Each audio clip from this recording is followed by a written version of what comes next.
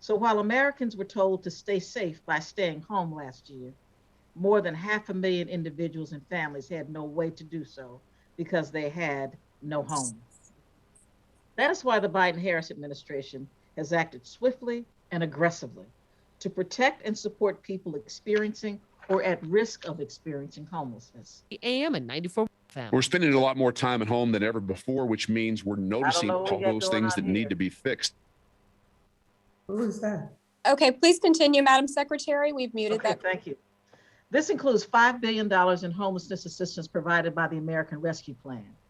These funds, which have been allocated by HUD to 651 grantees, including states, tribal areas, and local governments, will help communities increase affordable housing and supportive services for people experiencing homelessness.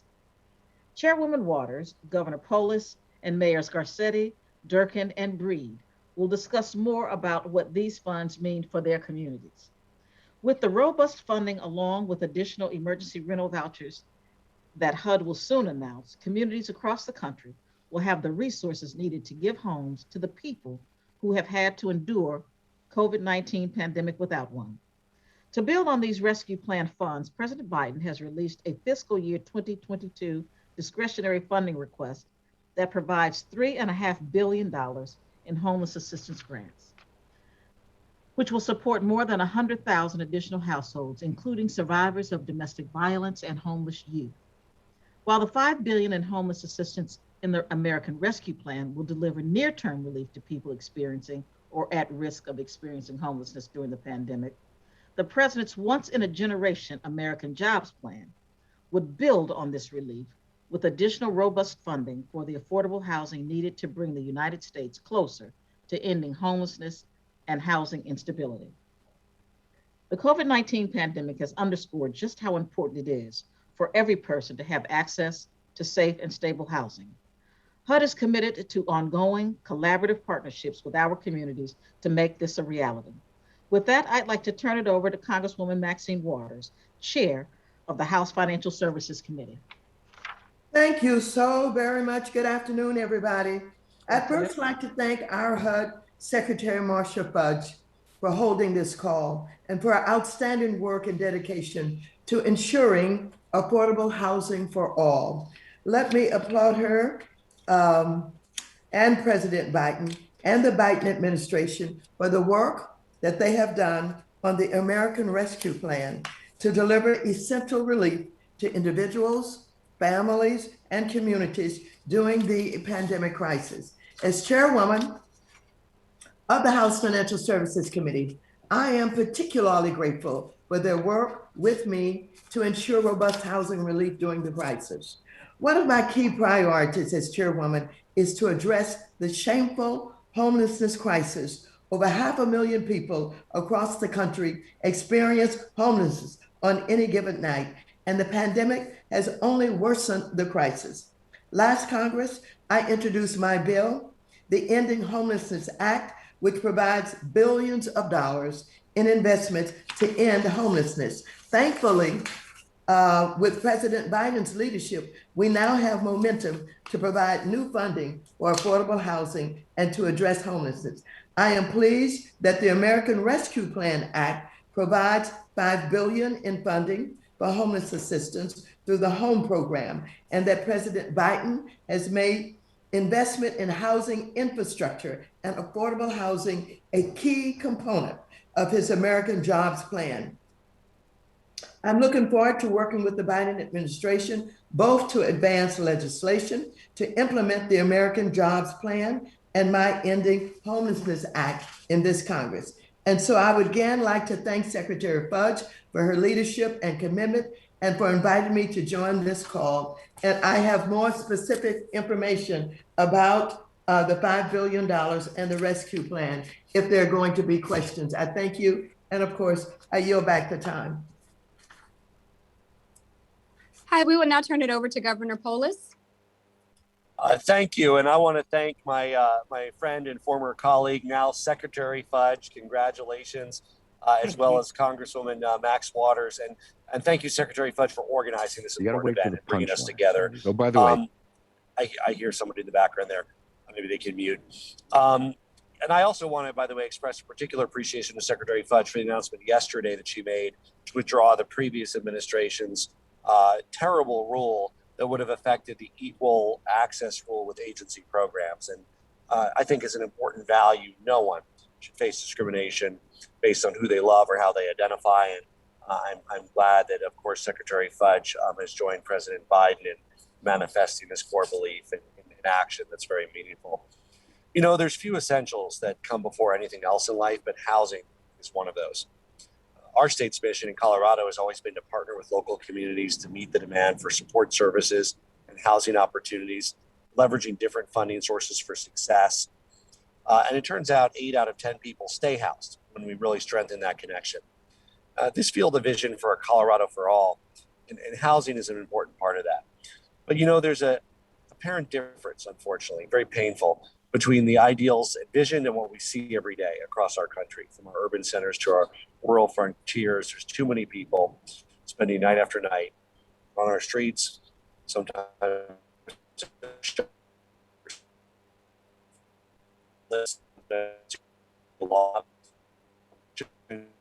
Megan, I Governor, think yes, we've lost the governor, Megan. experience.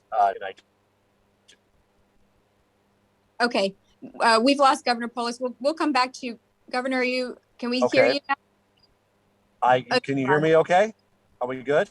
You're back. Yes? Okay. I was just saying that the experience of being without a home can happen to anyone. And in our Colorado Recovery Plan, we're prioritizing state stimulus funds to increase housing stability. These home ARP funds, in addition to other housing relief, will have real impact in Colorado and really help make sure that people are housed.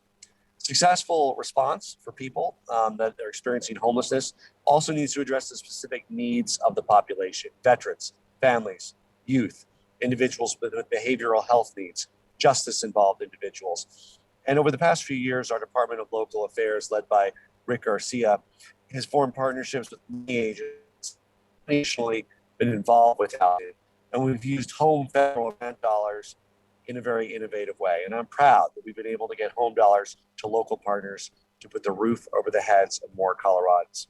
As an example, Mercy Housing Mountain Plains got a home grant of $166,000 to construct 92 units of mixed income and permanent housing for women and families. And about half of those units are designated for formerly homeless families.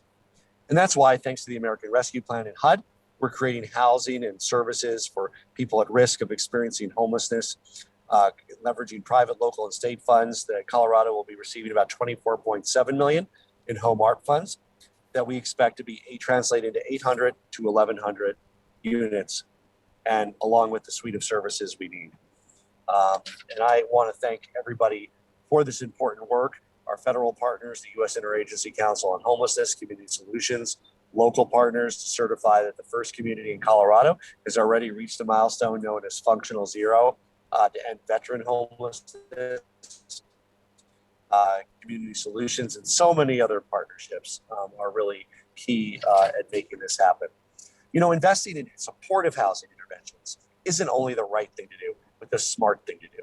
We can reduce emergency spending over the long term, improve health outcomes, reduce medical costs. Our state will continue to invest in cost-effective, proven solutions for those who face challenges in housing stability. And this is not going to be in a vacuum. Our goal is to create a continuum of interventions and quickly match people that are in crisis with the resources they need. You're going to talk about stability and success. And we're looking forward to leveraging the use of home federal grant blocks to fill housing gaps, and most importantly, restore dignity and housing to our unhoused friends and neighbors. Thank you, and I want to express again my appreciation to Secretary Fudge.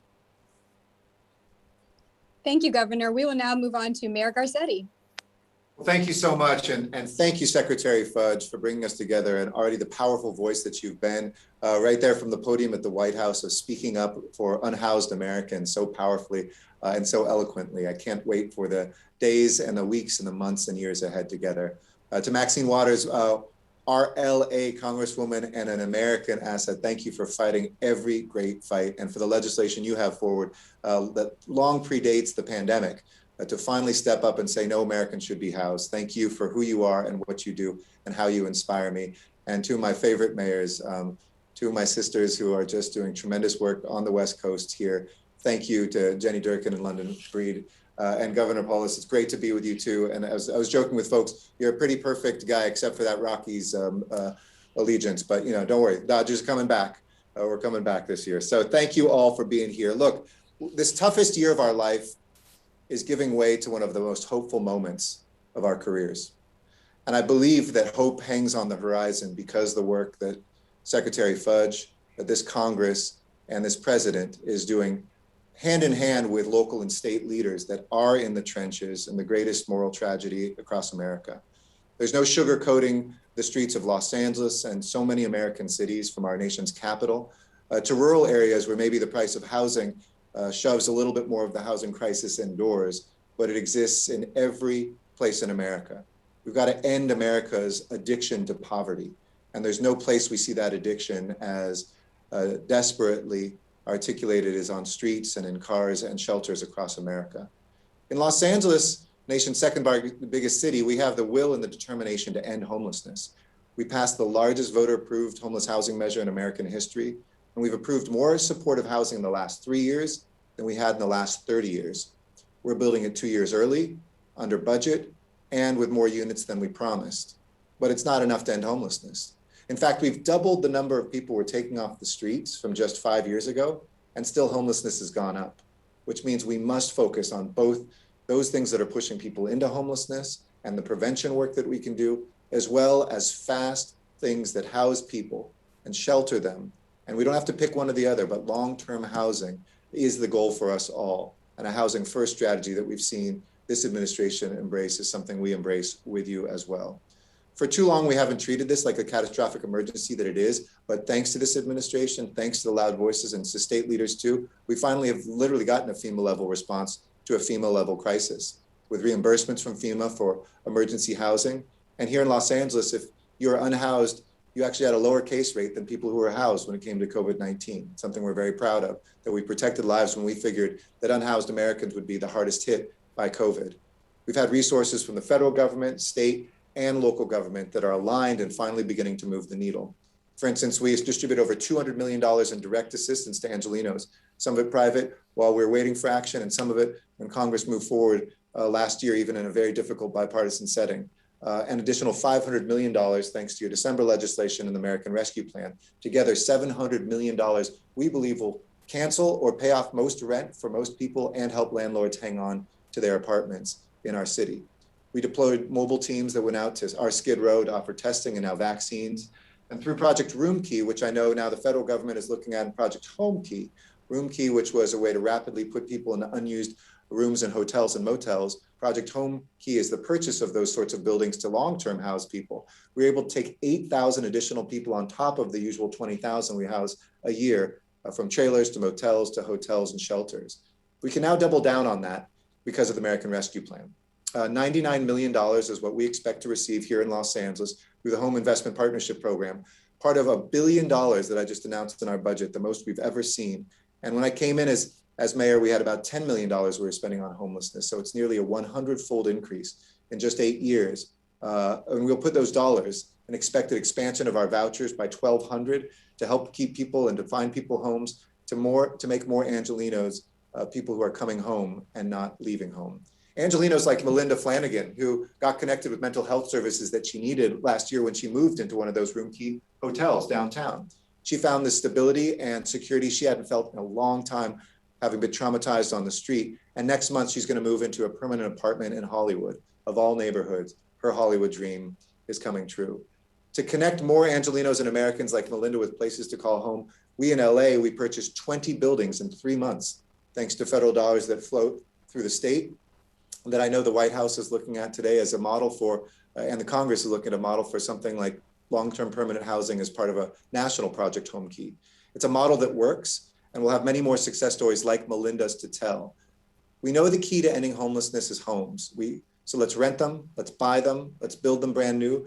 Let's break down some of those silos and all the reporting requirements to allow people to cohabitate when that works for them. to have new models, just like millennials do. Why shouldn't we allow folks, often they are millennial, who are unhoused, to be able to do the same thing and not just fit into the old way that we've housed folks? So with the incoming funding and the vouchers from the American Rescue Plan, we are going to double down on this. And thank you again to Secretary Fudge, to the Biden-Harris administration. And it's great to have an Angelino as our vice president for your continued support. And a special thank you again to Chairwoman Maxine Waters for all you've done to champion our housing efforts in LA. And with that, I'm going to toss it over to my sister up the coast in Seattle, Jenny Durkan.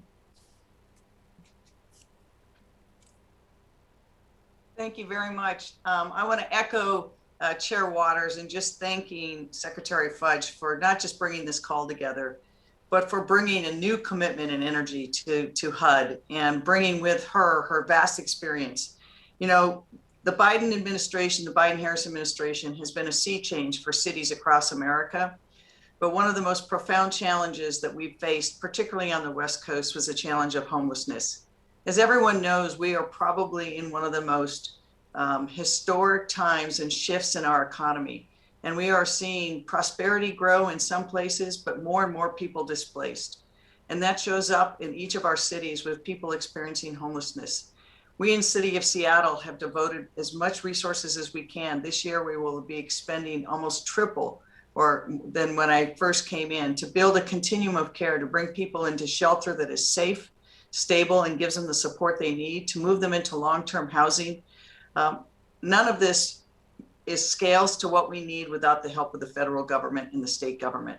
And the federal government now has shown that it not only is going to be a player, but they are going to lead. And again, Secretary, thank you for your leadership on this issue and so many others.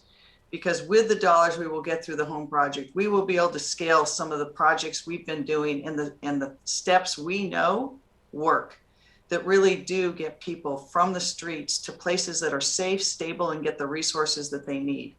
We in the city of Seattle, for example, when we saw the pandemic coming, were able to make sure that we had 600 new permanent supportive housing units that we would build to move people into.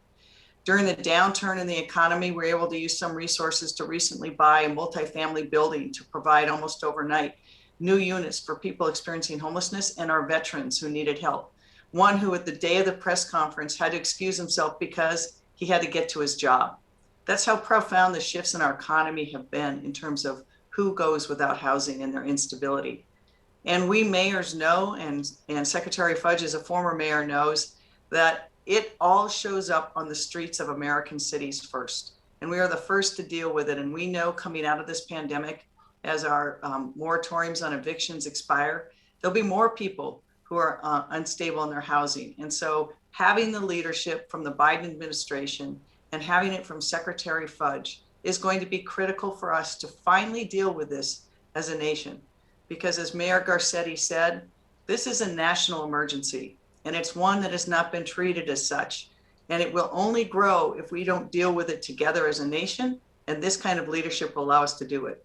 So I'm so honored to be here with my fellow mayors, with the secretary, with the governor, and to say to everyone in America, it is time for us now to move this to the front burner. And I'm so happy that Chair Waters is where she is, because we know her commitment to humanity in our country. Thank you very much.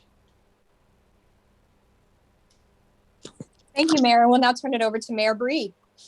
Thank you so much. And Secretary Fudge, thank you so much for inviting me to join this very distinguished panel about two of our country's biggest challenges, housing and homelessness. This pandemic has exacerbated a housing affordability crisis throughout the country, but this was an issue that San Francisco has been facing for years. We've had incredible economic growth over the past decade, but we haven't built enough housing to keep pace. And as a result, many of our low and middle income residents have been priced out. I'm committed to addressing this in San Francisco by building more housing, especially more affordable housing and permanent supportive housing for people experiencing homelessness. And I am thrilled that this commitment is shared by our friends in DC, and so honored to be here with Chair Waters and you, Secretary Fudge, and appreciate your leadership. San Francisco has shown that we must treat these issues like the crisis they are, as the mayors have already said. During the pandemic, we moved over 2,000 people into shelter-in-place hotels. We've committed that every person who we moved into these hotels will have a place to live after the pandemic so that none of them will return to the streets. We're creating 4,500 new placements for people experiencing homelessness, including the largest expansion of permanent supportive housing in our city in the past 20 years. I am grateful to our Democratic leaders in Washington who support these efforts with federal dollars so that we can buy hotels and permanently convert them into housing opportunities for people who are formerly homeless. The American Rescue Plan will help us further this work of addressing homelessness by increasing the number of people we connect with housing every single day. The $18.7 million in direct flexible funding from the American Rescue Plan, combined with our state and local resources, allows us to build up our homelessness prevention efforts and create more affordable housing on a scale that was really unimaginable before. Support from our federal partners will help us end homelessness. For people like Brenda, Brenda is 59 years old and uses a walker. She had been homeless her entire adult life. As a part of the COVID response, Brenda accessed a shelter and place hotel from there, moved into permanent supportive housing from that point. One of Brenda's greatest joys is finally being able to cook again, as it means the world for her to make home cooked meals with friends has truly changed, and it's been remarkable. Brenda's story is shared by hundreds of San Franciscans that are moving forward and living their lives due to housing stability. But there's still thousands of people still sleeping on our streets every single night. The actions we took while responding to COVID have shown us what is possible when it comes to creating more housing and addressing homelessness, especially with a federal government that is interested in partnering with us. This is a fundamental issue of equity. San Francisco's population, for example, is less than 6% African American, but at least 37% of our homeless residents are Black. This is the result of years of disinvestments and policies that have disproportionately harmed our vulnerable communities. We have a lot of work to do to address this, and we can't do it alone. I know that the Biden-Harris administration is committed to doing this. I know that Secretary Fudge is ready to partner with us to do the work to finally make real changes. So thank you again, Secretary Fudge, for having me here today and for your commitment to working with us. And I'm truly looking forward to this discussion and to all that we'll be able to accomplish in the coming years. Really honored again to be with everyone here on this panel. Thank you. Thank you, Mayor Breed. We'll now take a few questions. In the interest of time, we ask that we keep questions related to today's announcement. I also wanted to take this opportunity to introduce everyone to Dr. Richard Cho, HUD Senior Advisor for Housing. So Richard will also serve as another resource for us as we take questions today. To ask a question, please use the raise your hand function, and please display your name, and please state your press affiliation so that we may call on you. If you don't get to your question today, or you all have questions following this call, please feel free to reach out to us at hudpressoffice@hud.gov. We've also dropped that email in the chat. So please email us there if we can't get to you today. So with that, we will open it to questions. And let's just give folks a moment to raise their hand. I see hands up. Okay, we'll go to Daniel Beekman. Let me just unmute you.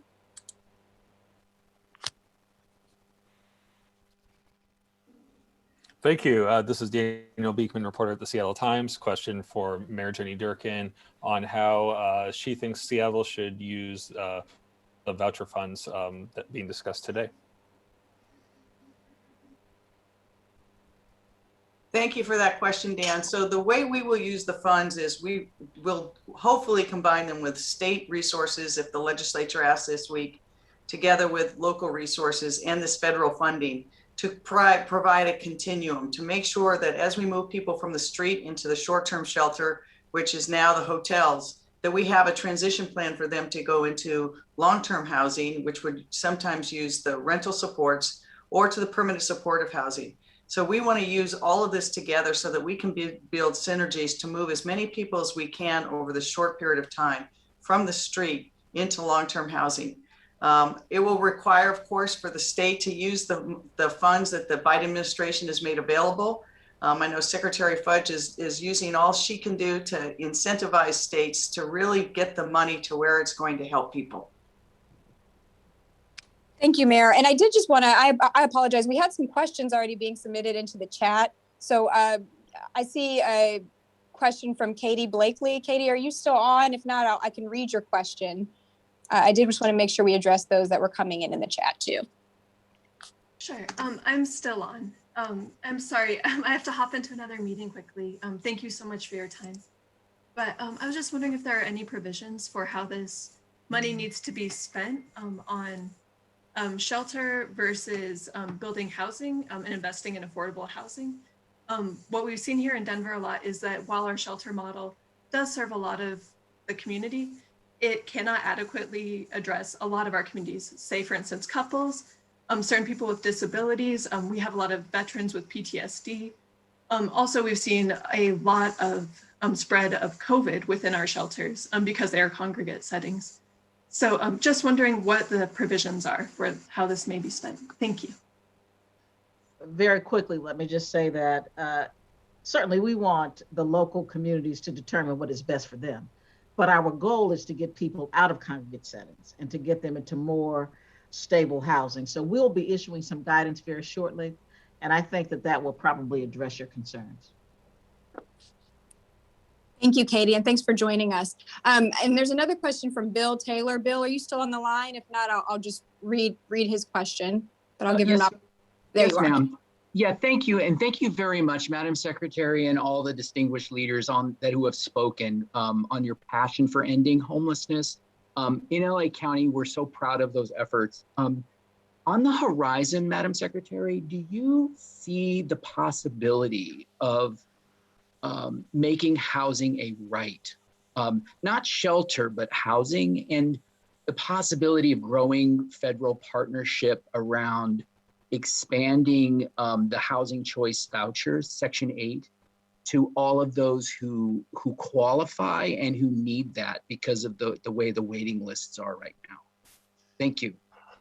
Just in brief, the president has really taken the posture that we should have universal vouchers.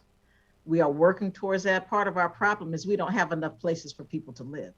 So certainly we do believe that housing is a right, but we have to go through these kinds of processes to make sure that in cities like LA or Frisco or wherever it may be, San Francisco, that they are starting to build new housing. So there are many things that are going to be coming down the pike, especially if we pass the jobs plan to increase and expand our housing stock, especially for low income and moderate income people. So that is the goal.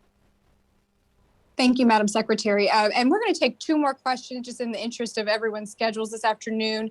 Thank you again for joining us. And again, please email us with any other questions that you have, and we'll work on getting answers. We'll go to Cody Miller next from Seattle.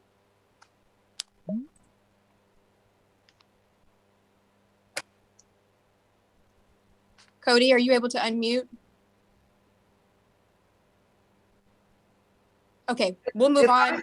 If I may take this break, I just want to add something before the next question, and that is this. We have decided that housing is infrastructure.